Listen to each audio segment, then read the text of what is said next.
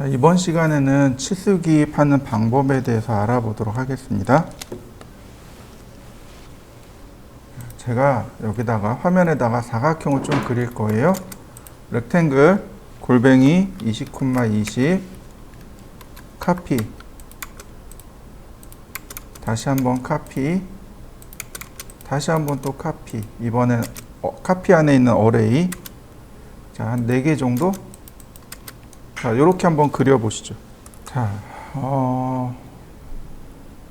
치수 명령어를 여기다 직접 쓰셔도 돼요. 뭐 예를 들어서 dim 라이너 이렇게 직접 치셔도 돼요. 근데 치수 명령어가 많아도 너무 많아요. 그래서 어떻게 하시냐면 여기는 annotate라고 하는 탭을 눌러보세요. 그러면 우리 여기 예전에 글씨 썼던 거 기억나시죠? 네, 그 오른편에 여기 디멘전부터 여기 리더까지가 치수기 명령어들입니다. 명령어들이 생각보다 많아요. 여기 위피아웃하고 리비전 클라우드 여기 나와 있네요. 이거 쓰시면 되겠고, 자, 디멘전 스타일이 여기 나와 있습니다. 디멘전 스타일들이 뭐 스탠다드, ISO 25, 어논테이티브 해서 기본적으로 이렇게 있습니다. dim 스타일이라는 명령어가 존재합니다. 치수 변수가 dim 스타일이라는 명령.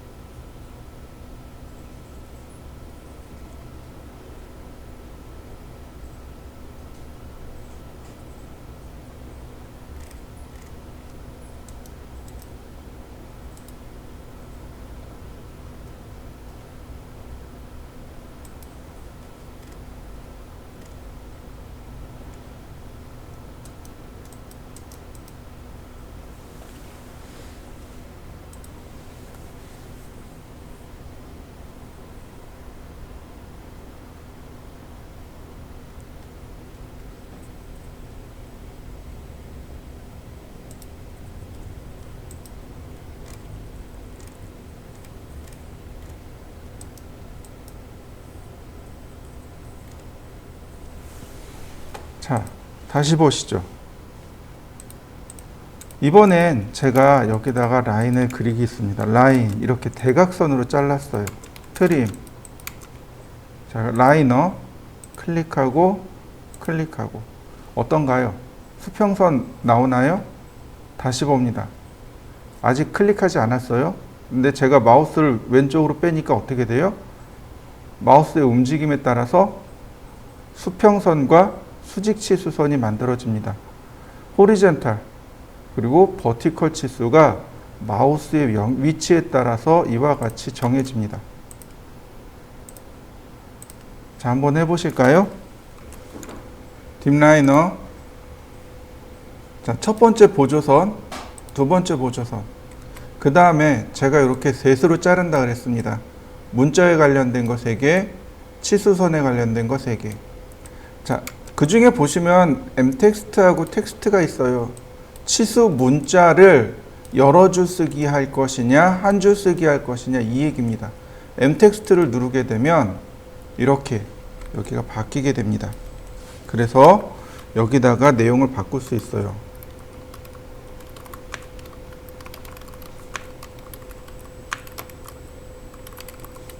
자, 여러 줄 써지는 거 보이시나요? 다시 보시죠. 이번엔 그냥 텍스트요. 그러면 여기다 한 줄 쓰기가 됩니다. 그리고 엔터 치면 그냥 이걸로 끝나요. 이게 m텍스트, 여기가 텍스트. 한번 해보시죠. 이거 원래대로 숫자로 바꾸고 싶어요. 수정하는 방법이 두 가지가 있는데 하나는 텍스트 에디트. 글자 쓸 때 썼던 텍스트 에디트를 쓰던가 아니면 더블 클릭하시던가. 그 다음에 이렇게 쓰시면 돼요. 치수 내용에다가 열고 닫고, 아무 글자 쓰지 말고 이렇게 열고 닫고 써주세요. 그러면 치수 문자가 나옵니다. 이렇게 쓰면 치수 문자가 나와요. 보세요. 열고 닫고 이렇게 치수 문자가 나옵니다. 다시 한번 볼까요? 자, 에디트 열고 닫고 한번 해보시죠. 자, 딥 라이너를 하게 되면 여기 셀렉트 오브젝트라고 하는 항목이 있어요. 그냥 엔터 칩니다. 그러면 셀렉트 오브젝트 투 디멘전 치수 기입할 객체를 선택하라고 해요. 이렇게 그냥 클릭하면 수평 수직으로 뽑아낼 수 있습니다. 한번 뽑아 보실까요? 자, 딥 라이너. 자, 첫 번째 점, 두 번째 점. 네, 그 다음에 앵글이 있네요. 앵글은 이 치수 문자의 각도입니다. 앵글 45도. 그럼 치수 문자가 이렇게 45도 돌아가는 거 보이시죠? 한번 해보실까요? 자, 딥 라이너. 자, 로테이트는 다시 0도로 주고요. 그 다음에 호리젠탈 버티컬 로테이티드는 바로 이 치수선에 관련된 내용입니다. 호리젠탈 버티컬은 수평으로만 치수 기입하기입니다. 이렇게요. 아무리 왼쪽으로 빼도 오른쪽으로 빼도 치수가 안 빠져나가요. 오로지 수평으로만 치수 기입할 때 쓰는 거고요. 버티컬은 이와 같이 수직으로만 치수 기입을 하고 싶을 때 버티컬을 쓰게 됩니다. 한번 해보시죠. 자, 딥 라이너. 이제 우리가 꼭 기억해야 될 게 뭐냐면 이 로테이티드예요. 각도입니다. 예를 들어서 이 사선에 맞추어서 선을 이렇게 치수 기입하고 싶어요. 이럴 때 쓰는 게 로테이티드예요. 자, 로테이티드 이거 45도입니다. 여기다가 45도라고 쓰시면 돼요. 그러면 이렇게 사선의 방향으로, 즉 45도의 방향으로 치수선을 끄집어낼 수 있습니다. 한번 해보시죠. 자, 그러면 각도를 알 수가 없어요. 이렇게 각도를 알 수 없는 경우는 어떻게 할까요? 자, 보세요. 딥 라이너 점 두 개를 찍고 그 다음 로테이티드. 각도를 모르잖아요. 점을 찍어주세요. 이렇게. 그러면 점 두 개 찍으면 그 두 점 사이의 각도가 이와 같이 들어가게 됩니다. 자, 한번 해보시죠. 자, 다시 보시죠. 요거랑 똑같은 치수가 있는데 그게 뭐냐면 바로 얼라인입니다. 자, 얼라인 치수예요.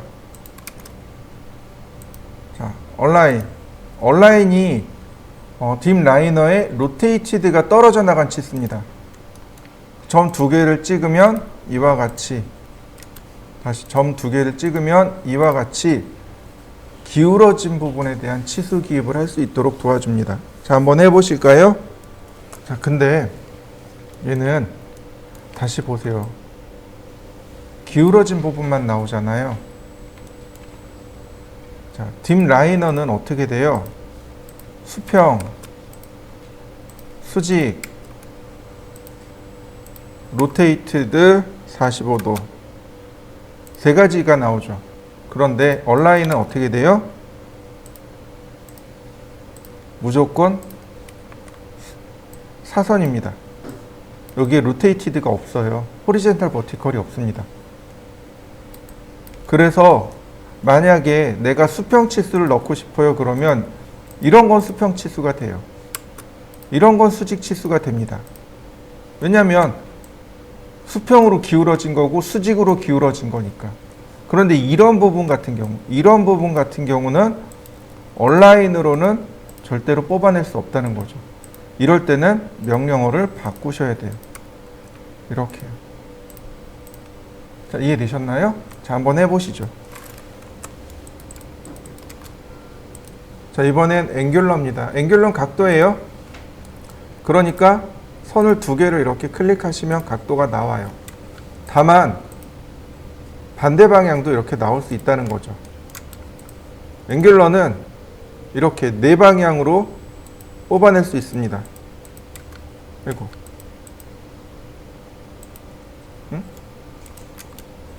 앵귤러는 이렇게 네 개의 방향으로 뽑아낼 수 있어요. 한번 해보시죠. 그런데 제가 원하는 건 이게 아니에요. 자, 보시죠. 앵귤러를 한 다음에 그냥 엔터를 누릅니다. 원점, 첫 번째 각도, 두 번째 각도.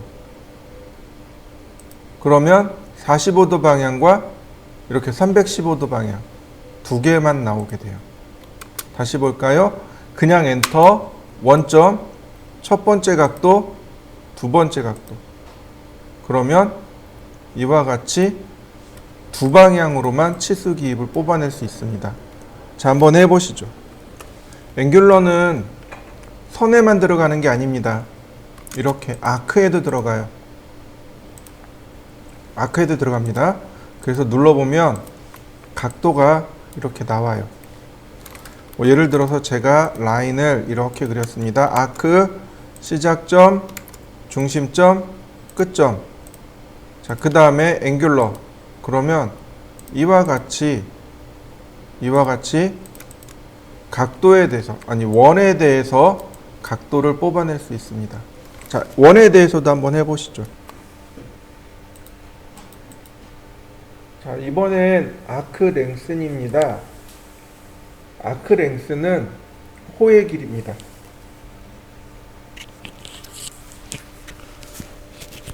아크를 설명할 때 현의 길이와 호의 길이 두 가지를 설명드렸어요.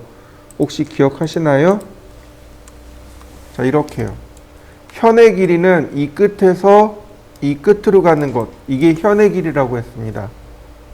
호의 양 끝점에서 양 끝점으로 가는 것, 이게 양 끝점에서 일직선으로 향하는 것, 이게 현의 길이라면 호의 길이는 쉽게 얘기해서 원 둘레로 가는 길이를 말합니다. 현의 길이는 얼라인으로 얼마든지 이렇게 표현할 수 있어요. 이건 현의 길이입니다. 그에 비해서 아크 랭스는 얘가 원둘레의 길이입니다. 이렇게요. 자, 여러분들도 한번 해보시죠. 이번엔 원을 그려볼까요? 서클. 자, 라디어스 반지름이네요. 자, 이렇게요. 반지름 들어가는 거 보이시나요? 다시 볼까요? 서클.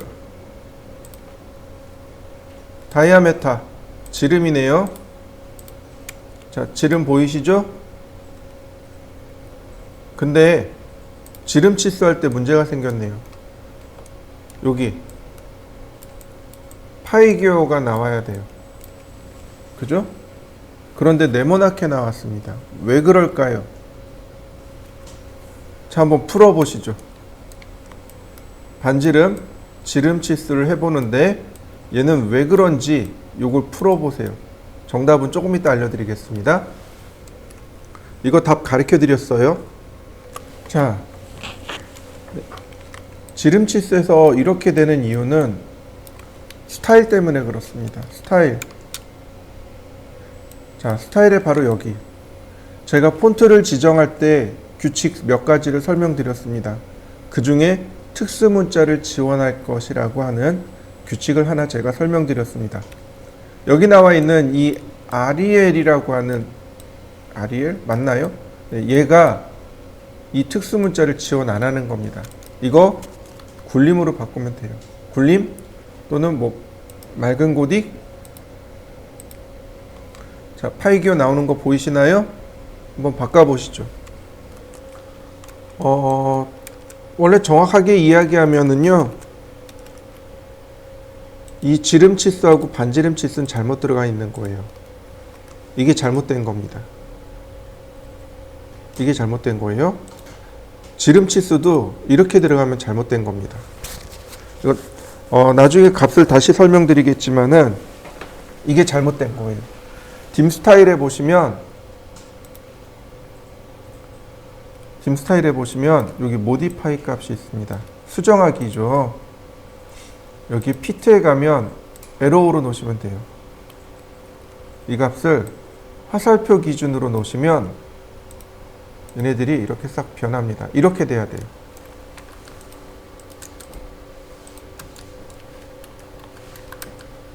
원에 대해서 지름과 반지름을 넣을 때 이런 식으로 빔 다이아메타 이렇게 들어가야 됩니다. 이게 KS 규격이에요. 이해되셨나요? 네. 다시 말하자면 여기 PT에 있는 either 텍스트와 에로우는 우리나라 규칙은 아니에요. 우리나라 규칙은 아니고 이건 ISO 규칙입니다. 이렇게 들어가는 건 ISO 규칙이에요. 이건 우리나라 규칙이 아닙니다. 디멘전, 모디파이, 그 다음에 여기 피트 탭을 누르시면 여기 에로우라고 하는 것이 있습니다. 자세한 건 다시 설명드리긴 할 텐데 이 에로우로 놓으시면 화살표 기준이 되기 때문에 이렇게 들어가는 게 정상입니다. 그리고 가급적이면 이 방향이 45도는 빼주세요. 45도는 안 씁니다. 왜냐하면 해칭선이 45도거든요. 해칭선 45도를 많이 써요. 그래서 45도로 놓으면 해칭선과 치수선을 구별하기 어렵습니다. 그래서 45도 사선을 잘 안 써요. 자, 한번 해보시죠.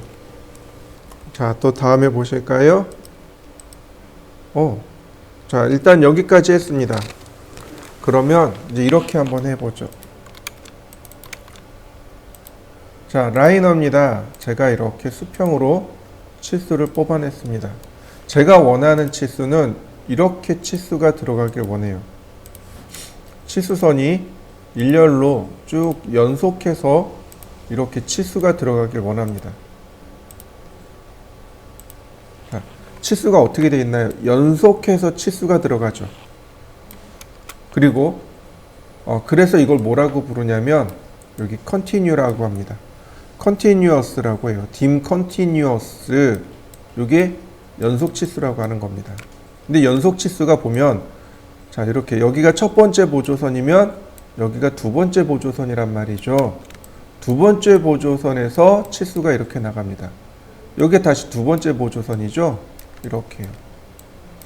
그래서 치수선을 그릴 때 이렇게 첫 번째 치수 보조선, 두 번째 치수 보조선, 이게 맞아야 돼요. 그래야 치수가 이렇게 자연스럽게 뽑혀 나옵니다. 물론 이거 틀어줘도 얼마든지 맞출 수 있습니다. 자, 한번 해보시죠. 자, 다시 보겠습니다. 제가 이렇게 거꾸로 찍었어요. 여길 첫 번째 보조선으로 찍고 여길 두 번째 보조선으로 찍었습니다. 자, 어떤가요? 두 번째 보조선에서 치수선이 뻗어나가죠? 이렇게. 근데 괜찮아요. 여기 셀렉트 있습니다. 아이고. 여기 셀렉트 있어요. 셀렉트, 그 다음에 내가 이 컨티뉴어스, 연속될 치수가 나갈 치수 보조선을 클릭해주면 이와 같이 다시 위치를 맞출 수 있습니다. 자, 이렇게 한번 맞춰보시죠. 자, 그런데 제가 이렇게 지워버렸습니다. 맨 마지막 치수가 여기에요. 맨 마지막에 두 번째 보조선에서 이렇게 치수가 나가는 건데 맨 마지막 치수를 지웠습니다. 그러면 얘가 인식을 못해요.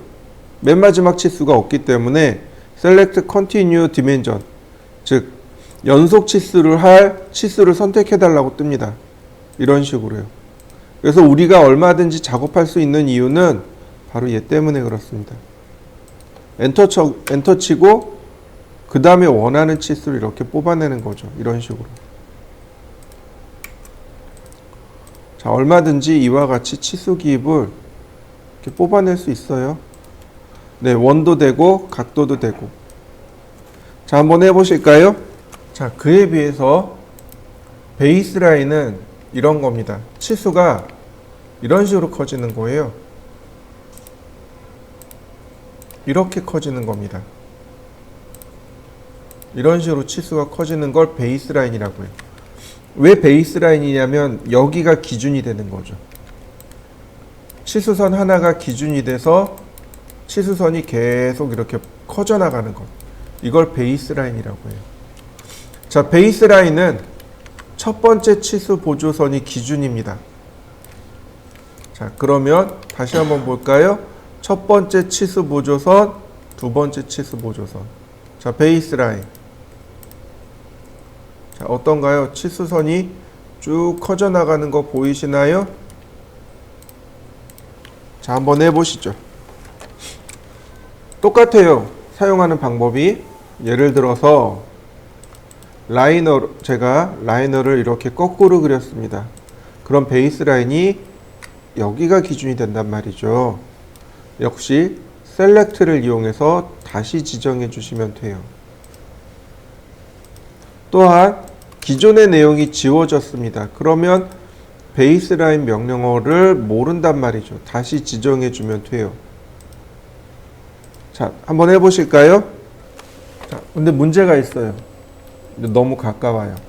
여기 너무 가까워요.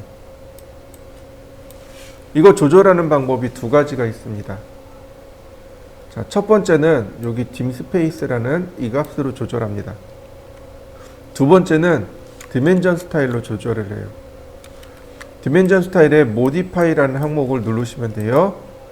그러면 여러 개가 나와요. 라인 탭이 뭐냐면 치수선과 치수 보조선에 대한 항목, 그 다음 심볼의 네로, 기호와 화살표, 텍스트, 치수 문자, 피트, 자리 맞추기와 축처, 그 다음 프라이머리 유니트, 그러니까 주치수, 얼터네이트 유니트, 보조치수.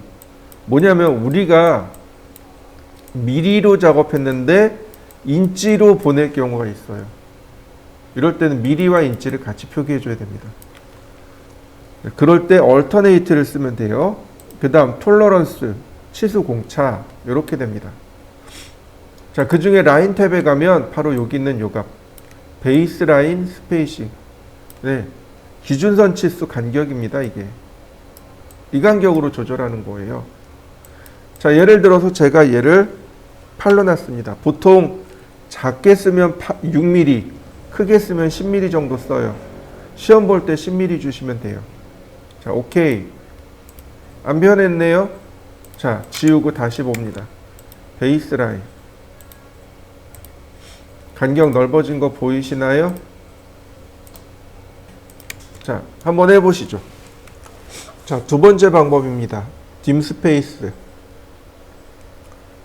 자, dimSpace는 기준이 될 만한 치수를 선택하고 엔터 안 칩니다. 나머지 쭉 선택하고 엔터. 그러면 여기 value가 나와요. 값이죠. 여기다가 값을 입력하면 자동으로 딱 조절해 줍니다. dimSpace 기준 선택하고 나머지 선택하고 엔터, 간격 두고 엔터. 그러면 이와 같이 간격이 딱 조절이 됩니다. 이런 경우는 어디서 쓰냐면 라이너로 이용해서 이 라이너를 이용해서 치수 기입을 했을 경우 이게 들쭉날쭉해요. 간격이 안 맞아요. 이럴 때 dimSpace를 쓰는 겁니다. 6mm 엔터. 그러면 딱 맞게 정리가 되겠죠. 자, 한번 해보실까요? 보시죠. 이런 경우 보통 이렇게 치수를 넣어야죠. 치수가 이렇게 들어갑니다. 일단 맨 밑에 치수선이 쭉 깔리고요. 그 다음에 베이스 라인으로 내가 원하는 만큼을 하나 올리고 다시 컨티뉴로 치수선을 만들고 마지막 베이스 라인으로 다시 한번 이렇게요. 얘는 중복 치수니까 빼고 얘를 빼야 되겠네요. 이렇게. 자, 한번 넣어 보실까요? 간혹 우리가 설계를 하다 보면은요, 치수가 이렇게 들어가는 경우가 생겨요. 간혹 이렇게도 들어갑니다. 자, 제가 오른쪽 걸 하나 지울 겁니다. 그 dimSpace 왼편에 있는 바로 얘가 dimBreak라는 명령어입니다. 딤 브레이크라고 해요. 누르면 자, Select Dimension, Add to Remove Break, 즉 브레이크가 추가 삭제될 치수를 먼저 선택하랍니다. 선택했고요. 그 다음 통과될 객체를 선택하랍니다. 어떻게 됐나요? 이 중간에 끊어진 거 보이시나요? 네, 이렇게 치수를 중간에 끊어주는 것, 요걸 딤 브레이크라고 합니다. 왜 제가 오른편에 여기 있는 내용을 지웠냐면 여기 선이 두 개가 중복돼 있어요. 그래서 딤 브레이크를 두 번 써야 됩니다. 선택하고 엔터, 그리고 다시 딤 브레이크 선택하고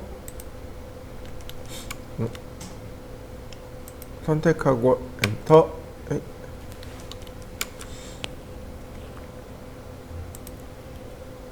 네, 얘는 들어갔고 다시 선택하고 이렇게 두 번 주셔야 돼요. 두 번. 그래서 하나를 지우라는 겁니다. 자, 한번 해보시죠.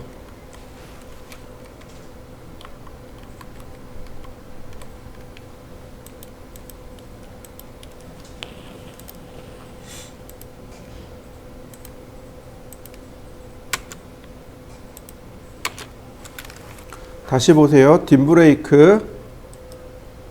자, 오른편에 보면 멀티플이라고 있습니다. 멀티플로 동시에 선택합니다. 엔터. 선택하고 엔터. 그러면 끊어지는 거 보이시나요?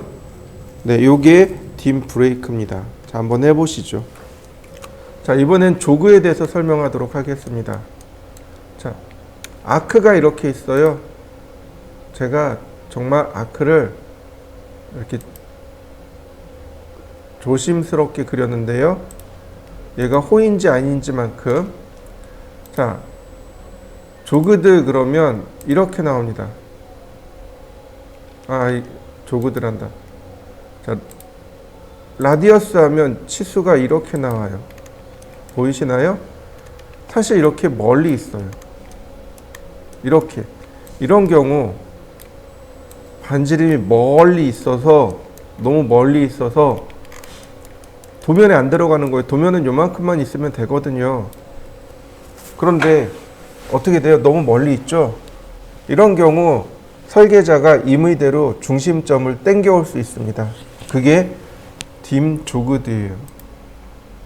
얘를 누르면 일단 Select Arc or Circle 선택합니다. 그 다음 센터 로케이션 오버리드, 센터 로케이션, 중심 위치를 오버리드, 재정의해 주세요. 제가 여기로 재정의했습니다. 클릭. 그 다음에 디멘전 라인, 치수선의 위치 지정해 주고, 그 다음에 요 조그 로케이션, 조그의 위치를 클릭해 주면 이렇게 번개 표시로 만들어집니다. 자, 한번 해보실까요? 이렇게 번개 표시요, 많이 써요. 우리 과제물 있었죠? 보실까요? 여기 있네요. 또 볼까요? 자, 여기도 있네요. 두 개나 있죠? 또 볼까요? 네, 이런 식으로요. 사실은 치수기 많이 씁니다. 딤 조그드입니다. 자, 이번에는 조그 라인에 대해서 좀 알아보도록 하죠. 이거 뭐냐면은 전에 설명드린 적이 있는데 X라인, 자, 옵셋 10mm, 그 다음 라인, 서클, 반지름 10mm, 옵셋 150mm, 챔퍼, 디스턴스 1mm,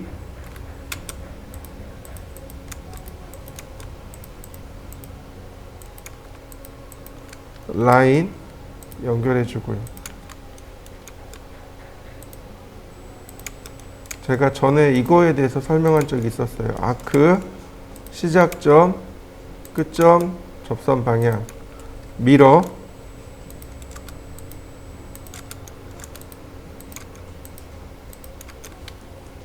그 다음 카피,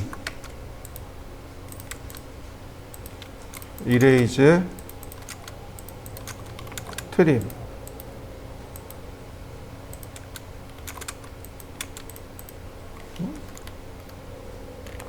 이런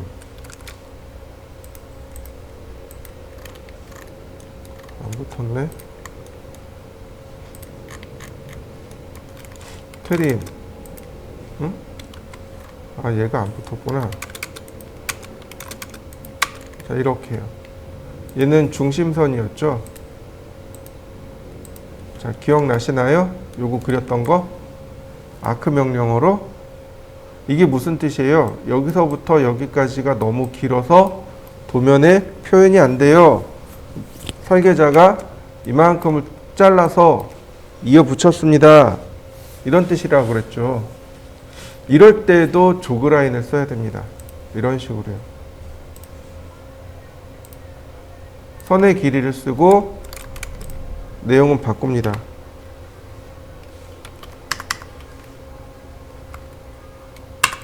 실제로는 150밖에 안 되지만 1500으로 고치고 그 다음에 이렇게 끝내지 마시고 딤 조그라인을 주시는 겁니다. 클릭한 다음에 이 상태에서 클릭하면 오스냅이 여기 걸려 있기 때문에 여기에 딤 조그가 이렇게 만들어져요. 그래서 어떻게 하느냐, 커서를 뺍니다. 커서를 이렇게 빼면 오스냅이 안 걸리겠죠. 클릭. 그러면 위치에 맞춰서 조그라인이 생성이 됩니다. 네, 이렇게요. 자, 한번 해보실까요? 조그라인 클릭하고, 자, 위치 맞춰서 클릭. 그러면 이렇게 내가 원하는 위치에 만들 수 있는데, 이렇게 만드는 건 봉이 너무 길어서 중간에 끊고 당겨왔습니다. 이어 붙였습니다. 얘는 뭐예요? 덩달아 같이 당겨왔습니다. 이런 뜻이죠. 자, 한번 해보시죠. 자, 이번에는요, 오디네이트 치수를 넣어볼까 합니다. 오디네이트 치수는 보시다시피 원점 치수예요. 0,0에서부터 시작하는, 그래서 X축의 좌표와 Y축의 좌표를 넣는 치수입니다. 오디네이트는요, 일반적으로는 잘 쓰지 않고 금형 설계에서 사용해요. 금형 틀에서 주로 사용하는 게 오디네이트입니다. 자, 이런 식으로 뽑아내요. 일반적으로는 이렇게 수직으로 뽑아내지만 공간이 모자르면 이렇게 사선으로 뽑아내기도 합니다. 이런 식으로 사선으로 뽑아내기도 하고 이렇게 일직선으로 뽑아냅니다. 여기가 원점이에요. 이게 X축의 방향이고, 그러니까 여기가 X가 20, 40, 60 되는 지점인 거고, 자, 오디네이트. 그러면 이렇게 뽑히겠죠. 그럼 무슨 얘기가 돼요? 여기가 40이니까 40,20, 40,40 이렇게 되는 거죠. 자, 한번 해보시죠. 자, 다음 보시면, 자, 오빌크 치수하고 센터마크 치수가 있습니다. 자, 오빌크라고 하는 건 기울기란 뜻으로 언제 사용하냐면, 자, 이와 같이 옵셋 10mm, 자, 10mm, 자, 라인 옵셋 30mm, 자, 이렇게 제가 선을 그려봤습니다.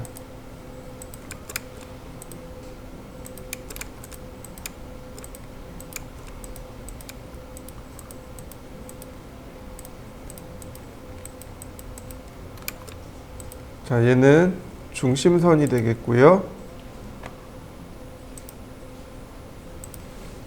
다시 한번 라인, 매치 프로퍼틱스, 서클, 반지름 10mm, 옵셋 10mm. 자, 이렇게 생긴 거예요.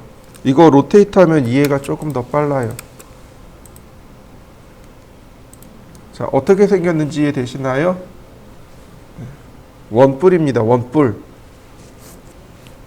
원뿔로 이렇게 생겨 있는 이런 부분들, 이런 걸 뭐라고 하냐면, 요 부분을 뭐라고 부르냐면 테이퍼가 졌다라고 이야기합니다. 테이퍼, T-A-P-E-R, 테이퍼 졌다라고 얘기합니다. 실제로 이걸 테이퍼 가공한다고 이야기하고요. 이렇게 테이퍼라고 합니다. 경제 용어에서도 테이퍼라는 용어를 쓰더라고요. 자, 어쨌든 이런 테이퍼진 부분에, 이렇게 기울어진 부분에 치수를 기입할 때 쓰는 방법으로, 자, 보통은 우리가 알고 있는 방법은 이렇게 치수를 기입을 하게 돼요. 그런데 이렇게 하면 안 되고 여기에 오빌크를 통해서 30도를 기울여 줍니다. 이렇게 주셔야 돼요. 이게 테이퍼진 부분에 치수 기입하는 방법입니다. 자, 한번 해보실까요? 센터 마크에 대해서 알려드리도록 하겠습니다. 자, 반지름 20. 제가 반지름 20짜리인 원을 그렸고요. 그 다음에 센터 마크입니다. 중심선 마킹이에요. 자, 그래서 클릭해주면 이와 같이 중심선이 마킹이 됩니다. 한번 해보시죠. 이 센터 마크는요, 기호가 아닙니다. 선이에요. 이렇게 선이에요. 라인으로 그려진 겁니다. 정체가 라인이에요. 크기가 얼마나냐면 여기서부터, 중심에서부터 요 끝까지 거리가 2.5mm입니다. 이거 어떻게 하냐고요? 바꿀 수 있어요. 자, 디멘전 스타일, 모디파이. 얘는 기호입니다. 그러니까 심볼엔 에로, 화살촉으로 들어갑니다. 기호와 화살촉. 여기에 보시면 센터 마크라는 항목이 있어요. 바로 여기 센터 마크의 크기입니다. 자, 제가 얘 반지름을 20mm로 줬어요. 그러니까 25mm. 자, 오케이.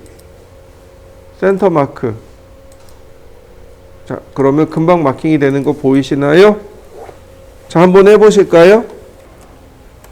자, 지우고 디멘전 스타일, 모디파이. 자, 요거 다시 제가 3mm로 바꿨습니다. 자, 여기 라인이라고 있어요. 라인을 체크해 놨습니다. 오케이. 클로즈. 딤 센터. 자, 어떤가요? 선이 그려진 거 보이시나요? 중심선처럼 보이지만 사실은 이거 라인입니다. 이렇게요. 이거 라인이에요. 이거 전부 다 라인입니다. 크기가 어떻게 된 거냐면 지금 제가 정한 3mm, 그 다음 3mm, 그 다음 여기가 3mm 이렇게 되는 겁니다. 라인으로 놓으면 이렇게 되는 거예요. 마크로 놓으면 열십자로 딱 찍히는 거고, 마크로 놓으면 이렇게 찍히게 되는 거고, 이게 마크고, 여기서부터 여기까지가 3mm가 되는 거고, 센터로 놓으면 이렇게 되는 거죠. 3mm, 3mm 건너뛰고 3mm 바깥으로 이렇게 되는 거죠. 자, 조인. 다시 조인. 네, 한번 해보시죠.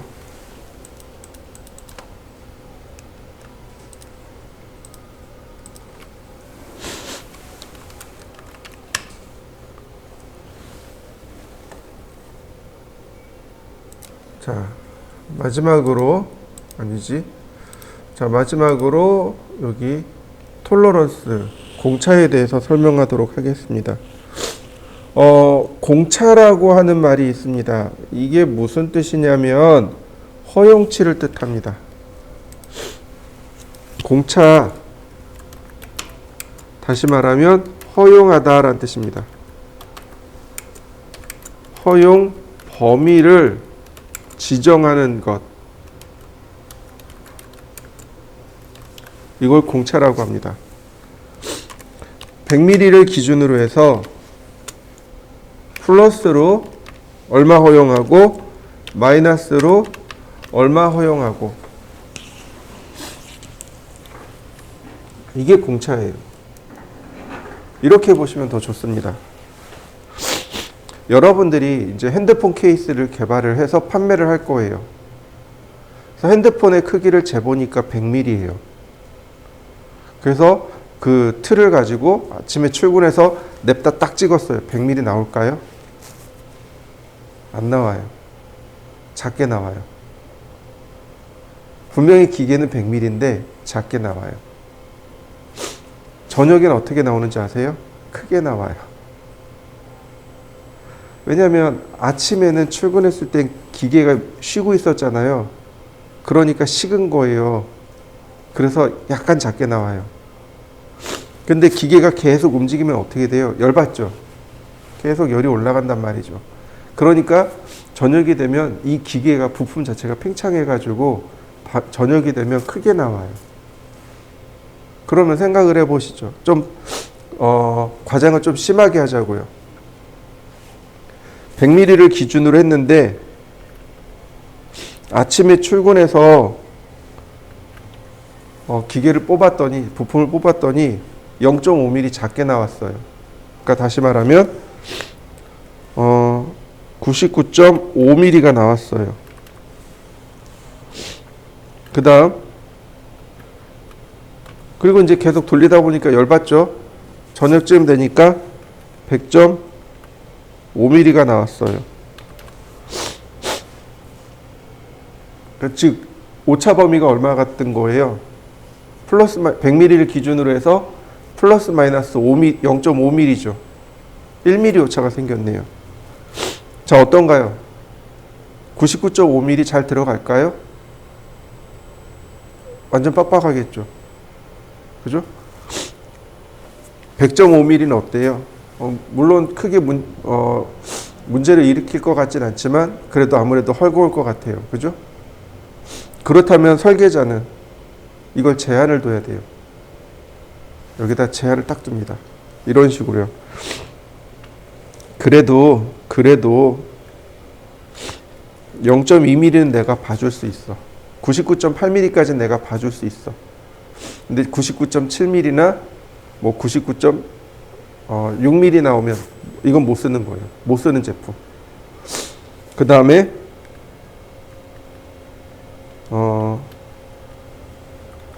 너무 큰 것보다 얘는 0.3mm 정도. 다시 말해서 100.3mm까지 내가 허용해 주겠어. 5mm, 그러니까 0.5mm 오차를 준 거죠. 100mm를 기준으로 해서 너무 작은 것보다 약간 큰 게 나으니까 0.2mm와 0.3mm에 대한 오차 범위를 줍니다. 이걸 허용치라고 해요. 만약에 이 숫자를 벗어나면 어떻게 돼요? 불량품이 되는 거죠. 자, 이해되시나요? 네, 요게 치수공차라고 하는 겁니다. 요게 치수공차고, 그 다음에 공차가 하나 또 있어요. 기하공차라는 것이 하나 더 있습니다. 치수공차가 있고 기하공차라는 것이 있습니다. 공차가 두 종류예요. 어차피 우리는 아마 이 공차를 쓸 일이 없을 거예요. 이건 이제 기계 쪽에서 쓰는 방법이니까 그냥 우리는 가볍게 넘어가도록 하자고요. 기하공차라는 얘기는 뭐냐면 우리가 가공을 했을 때 정말 진원이 나올까? 이거죠. 기계 부품을 선반이라는 부품이 있어. 기계 가공하는 기계가 있어요. 봉을 여기다 물고 이렇게 돌려요. 고속으로 돌립니다. 한 2000rpm까지 돌려요. 그리고 공구라고 하는데 날을 여기다 갖다 대면 얘가 이렇게 깎여 나가요. 자, 고속으로 2000rpm으로 얘가 돌아가고 있어요. 이게 정확하게 진원으로 도는 걸까요? 확신하나요? 아니요. 이렇게 돌아요. 실제로는. 이해되시나요? 그러면 내가 여기다 갖다 대면 얘는 진원이 아니고 이렇게 타원형으로 만들어지는 경우가 발생해요. 그 오차 범위가 뭐 100분의 1 오차가 나요. 또 하나, 얘가 이렇게 움직인다 그랬잖아요. 그러니까 여기가 어떻게 돼요? 원통 자체가 이렇게 된단 말이죠. 이 원통이 직선이 아니에요. 이런 걸 원통도라고 해요. 그러니까 모양에 대한 공차, 그 다음에 자세에 대한 공차, 위치에 대한 공차, 이걸 기하공차라고 합니다. 모양이 정말 이 모양 맞아? 라고 물어보는 모양 공차, 형상 공차. 그 다음 여기 위치 정말 맞아? 이거 정말 90도 맞아? 라고 물어보는 자세 공차. 그 다음에 여기 위치가 정말 맞아? 라고 물어보는 위치 공차. 이런 것들이 바로 기하 공차라고 합니다. 근데 여기서 말하는 건 기하 공차예요. 얘는 기하 공차입니다. 눌러보면 여기 심볼이 나와요. 뭐 중심도라든지 원통도라든지 대칭도라든지 평행도라든지 직각도라든지 뭐 이런 내용들, 평면도 뭐 이런 내용들이 쭉 들어 있어요. 흔들림도 원주 흔들림도 이런 내용들. 굳이 우리는 이걸 알 필요는 없어요. 그죠? 자, 예를 들어서 직각도 오차범위 0.23도 안에 데이텀이라는 건 기준면이란 뜻이에요. A 기준면을 중심으로 OK. 그러면 모양이 이렇게 나옵니다. 저걸 형상공차라고 해요. 한번 해보시죠. 자, 이번엔 큐리더에 대해서 설명드리도록 하겠습니다. 자, 리더 지시선이라는 것이 있어요. 지시선이 있는데 지시선은 큐리더가 있고요. 그 다음에 M리더가 있습니다. 이렇게 두 종류가 있어요. 자, 그 중에 큐리더입니다.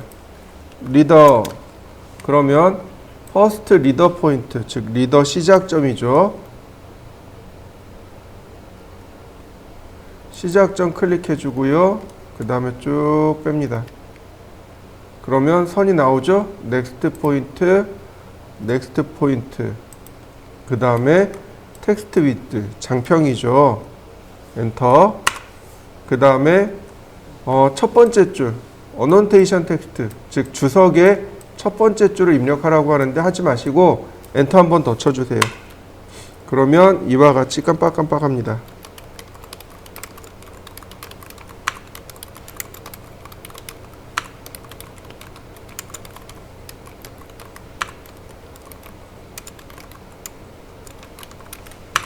자, 이렇게 써지는 걸 지시선이라고 합니다.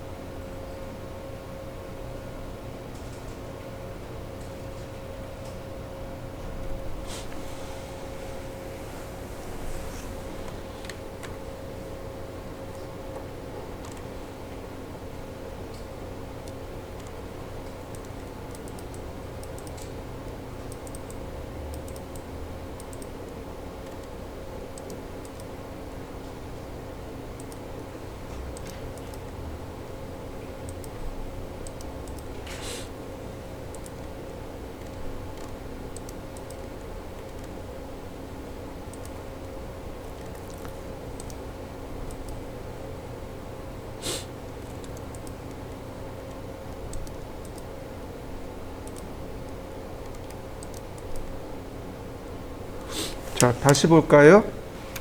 자, 큐리더. 자, 이번엔 왼쪽으로 놨습니다.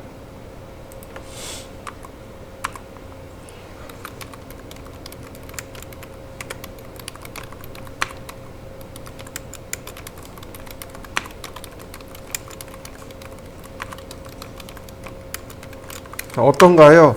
차이가 보이시나요? 오른쪽으로 가면 맨 위에 첫 번째 줄 중간에 걸리고, 글자를 왼쪽에 놓으면 맨 아래 중간에 걸리게 됩니다. 이건 위아래 상관이 없어요. 지시선을 기준으로 문자가 왼쪽에 위치하냐 오른쪽에 위치하냐 이 차이입니다. 이거에 따라서 위치를 바꿀 수 있어요. 자, 한번 해보시죠. 리더, 이 큐 리더 보시면 세팅이라고 있습니다. 세팅을 하셔야 돼요.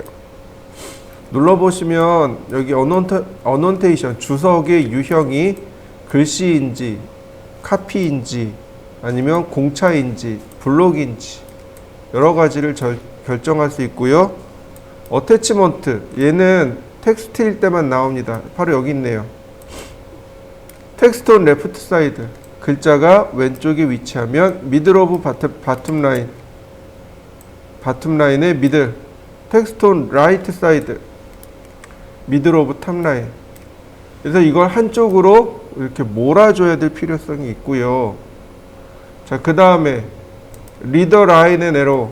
자, 에로 헤드. 보통 우리 도트 많이 써요.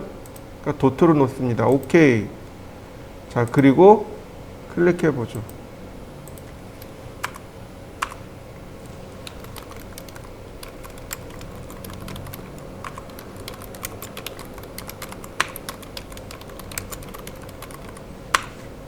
자, 어떤가요? 도트로 바뀌었나요?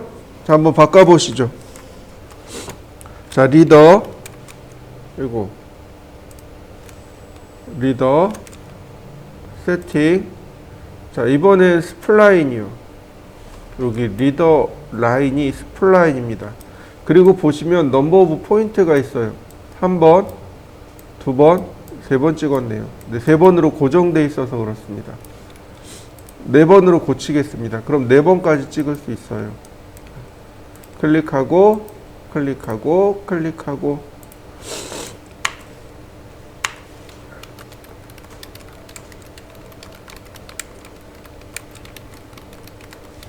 자, 어때요? 지시선이 곡선으로 나왔나요?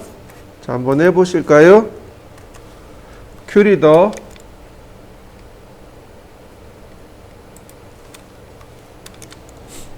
세팅.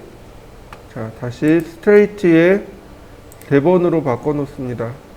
자, 어넌테이션에서 톨러런스로 나봤어요. 그러면 이렇게 지시선이, 자, 아까 얘기했던 형상공차가 이렇게 나옵니다. 이런 식으로. 자, 한번 해보시죠. 자, 그러면 다시 한번 볼까요? 그럼 여기에다가 우리가 치수 기입을 해줘야 되잖아요. 근데 너무 작아서 안 보인단 말이죠. 또 우리가 여기다가 치수 기입을 할 거예요. 보세요. 글씨가 너무 조그매서 안 보일 거예요. 보이나요? 안 보인단 말이죠. 그러면 어떻게 해야 되나요? 네, dim 스케일을 써야 되는 겁니다. 자, 보세요. 디멘전 스타일, 모디파이, 그 다음 피트에 가면 여기가 자리 맞춤과 축척이라 그랬습니다. 바로 여기 축척이요. 이 값을 넣어 주셔야 돼요. 예를 들어서 1대 100, 그러면 여기가 100분의 1이 되는 겁니다. 그러면 이렇게 100배 커지게 됩니다. 한번 해보실까요?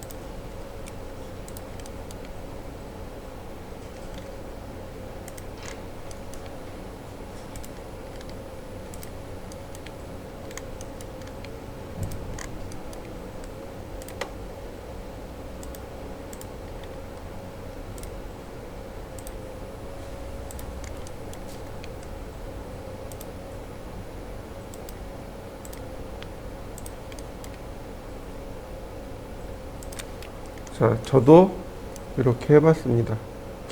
자, 여러분들도 이렇게 치수 기입을 완성시켜 보시죠. 보실까요? 우리가 이제 작업하는 바로 여기란 말이죠. 자, 디멘전 스타일, 모디파이, 자, 피트 40분의 1이에요. 자, 오케이. 클로즈. 그 다음 리더. 자, 이렇게 쓰는 거죠. 여기서부터 수직으로 이렇게 내린 다음, 자, 오른편으로. 이거 톨러런스로 돼 있네. 다시 리더. 네, M 텍스트로 바꾸고 한 번 더. 네, 위에 걸려 있고, 자, 클릭하고 엔터. 자, THK 두께란 뜻이에요. 위에서부터 밑으로 내려옵니다. THK 150, 두께 150, 철근 콘크리트. 다시 THK 50, 미창 콘크리트. 다시 THK 200, 잡석 다짐. 이렇게 쓰는 겁니다. 여기서 끝나면 안 되고요. 라인을 하나 더 그려주세요. 카피. 자, 어레이 3개. 자, 이렇게요. 센터에 맞춰놓고 라인 하나 더 그려주시면 돼요. 이렇게요. 순서대로, 여기서부터 순서대로. 원래라면 이 도트가 계속 복제가 돼야 돼요. 이 도트가, 자, 여기도 하나 복제가 돼야 되고, 그 다음 여기도 하나가 더 복제가 돼야 돼요. 그래서 필요 없는 선들은 지우는 게 낫습니다. 이렇게. 그래서 도트가 이렇게 있어야 돼요. 그러면 순서대로 읽는 겁니다. 맨 위에 게, 두 번째 게, 세 번째 게, 이렇게 읽어지게 됩니다. 자, 한번 표시해 볼까요? 자, 이번엔 엠리더입니다. 자, 엠리더는 엠리더 스타일이 별도로 존재해요. 이렇게 엠리더 스타일이 별도로 존재하고, 똑같이 모디파이로 수정하시면 됩니다. 자, 리더에 대한 포맷, 그 다음에 구조, 그 다음 컨텐츠, 이렇게 나타납니다. 자, 먼저 리더 포맷을 보시면은요, 라인의 형태가 스트레이트냐, 그러니까 직선이냐, 스플라인, 곡선이냐. 일단 스트레이트로 보시죠. 그리고 나머지 특별한 건 없고, 네, 에로헤드, 화살촉의 모양이 삼각형이냐, 원형이냐, 그 다음에 사이즈가 나오네요. 네, 이거 큰 거예요. 2.5mm 주시면 돼요. 왜 2.5mm냐면 디멘전 스타일을 눈여겨보셨으면 이해할 거예요. 디멘전 스타일의 문자의 크기와 화살촉의 크기가 2.5mm입니다. 자, 확인시켜 드릴게요. 디멘전 스타일, 모디파이. 자, 화살촉의 크기 2.5mm 맞나요? 문자의 크기 2.5mm 맞나요? 이거 똑같이 맞추셔야 돼요. 디멘전, 아니, 엠리더 스타일, 모디파이. 보시면 사이즈 제가 지금 고쳐놨죠? 자, 리더 스트럭처. 네.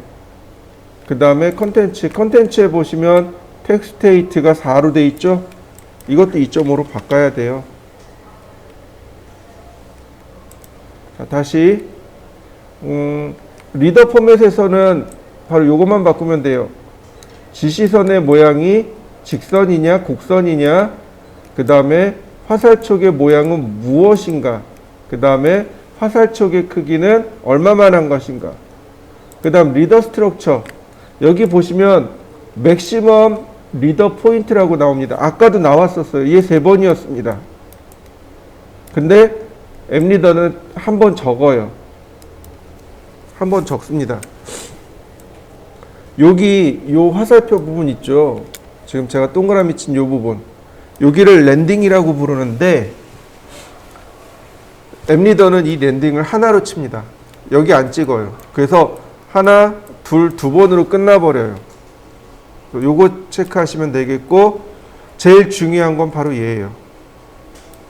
스케일. 치수 축척입니다. 자, 얘가 지금 1대 40이었어요. 그러니까 얘도 40으로 커져야 합니다. 1대 40. 그 다음 콘텐츠. 콘텐츠가 m텍스트냐 아니면 블록이냐. 블록 많이 써요. 그 다음에 문자의 높이는 얼마냐. 자, 오케이. 클로즈. 자, 그 다음에 앱리더. 앱리더를 누르면 이렇게 나와요. 리더 지시선의 에로헤드 로케이션. 화살표의 위치. 그러니까 다시 말하면 화살표 우선이란 뜻입니다. 리더, 랜딩 퍼스트. 여기 랜딩 퍼스트. 지시선의 끝점을 먼저 지정하고 작업하는 걸 말합니다. 컨텐츠 퍼스트. 내용 먼저란 뜻이에요. 자, 하나씩 보도록 하죠. 제가 이렇게 그려봤습니다. 지금 딸려오는 거 보이시나요? 요 내용 딸려오는 거 보이시나요? 네, 랜딩 로케이션이라고 합니다. 이렇게요. 클릭하면 내용이 이렇게 나옵니다. THK 150 철근 콘크리트. 자, 이렇게 나오네요. 자, 한번 해보실까요? 자, 멀티리더. 이번에 랜딩 퍼스트요. 이렇게 랜딩의 위치를 지정한 다음에 화살표를 지정하면 돼요. 그 다음에 컨텐츠 내용을 쓰면 됩니다.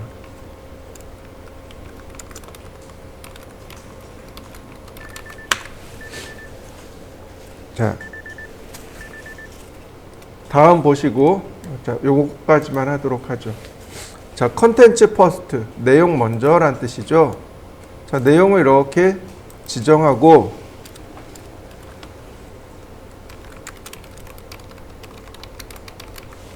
자, 내용을 지정하고 나면 이렇게 화살표의 위치를 찾아주게 됩니다. 그러니까 지시선을 넣는 방법은 이렇게 세 가지. 앱리더를 넣는 방법은 세 가지입니다. 자, 멀티리더를 조금 더 보도록 하죠. 자, 멀티리더. 자, 멀티리더 스타일을 보시면 모디파이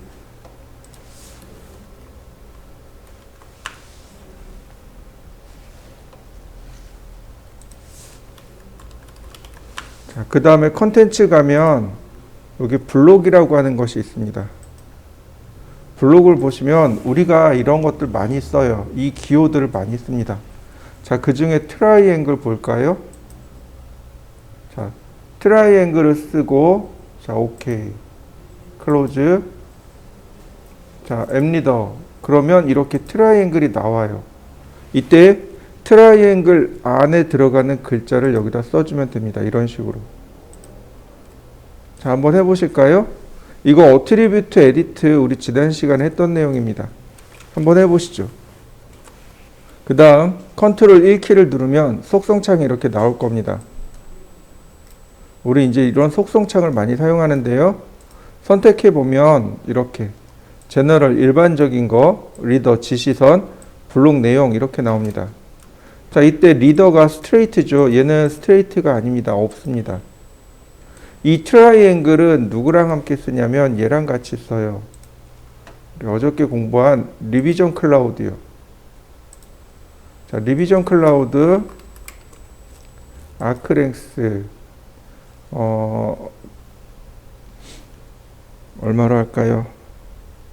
자, 여기서부터 여기까지 엔터. 500에 500이네요.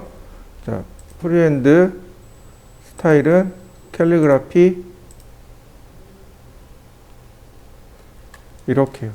이거 리비전 한다고 했었죠? 도면 개정할 때 쓰는. 네, 얘랑 함께 쓰셔야 됩니다. 이렇게 함께 쓰셔야 돼요.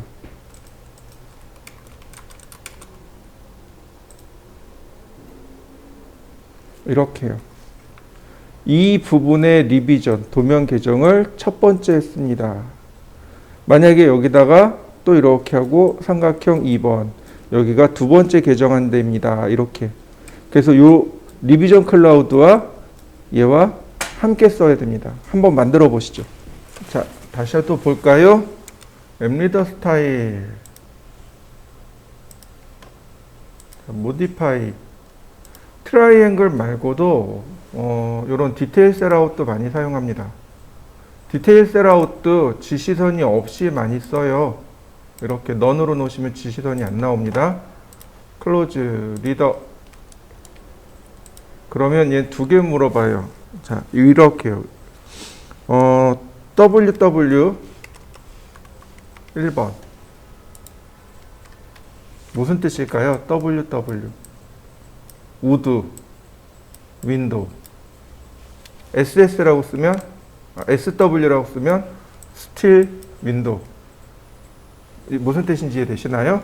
네, 이런 식으로 여기다가 재질을 쓰고 뒤에 번호를 붙여놓게 됩니다. 이런 것도 우리가 설계를 할 때 재질 기호표에다가 많이 써요. 자, 한번 해보시죠. 이런 헥사곤도 자주 사용하고요. 슬롯도 자주 사용하고요. 서클도 자주 사용합니다. 서클은 특히 기계 쪽에서 많이 써요. 자, 스트레이트로 했고요. 자, 서클로 바꿨습니다. 이런 식으로요. 1번.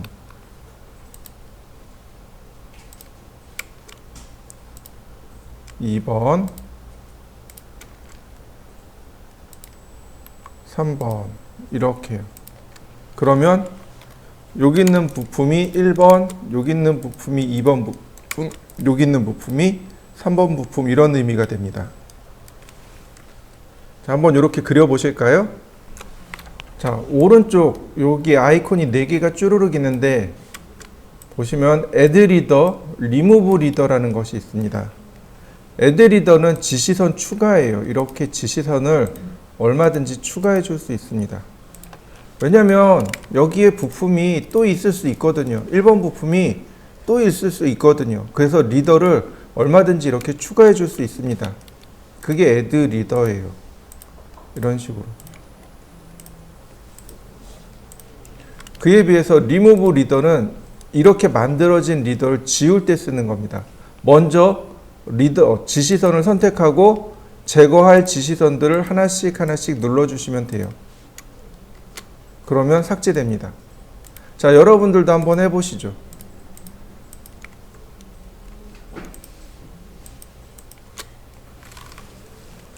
자, 그 다음에는 이렇게 있습니다. 지금 온라인 리더고 그 다음 콜랩트입니다. 콜랩트가 하나로 묶어주는 걸 이야기해요. 자, 온라인입니다. 이 품번이 이렇게 삐뚤빼뚤하면 읽기 불편해요. 그래서 기계 쪽에서는 품번을 딱 일자로 정렬시켜 놓습니다.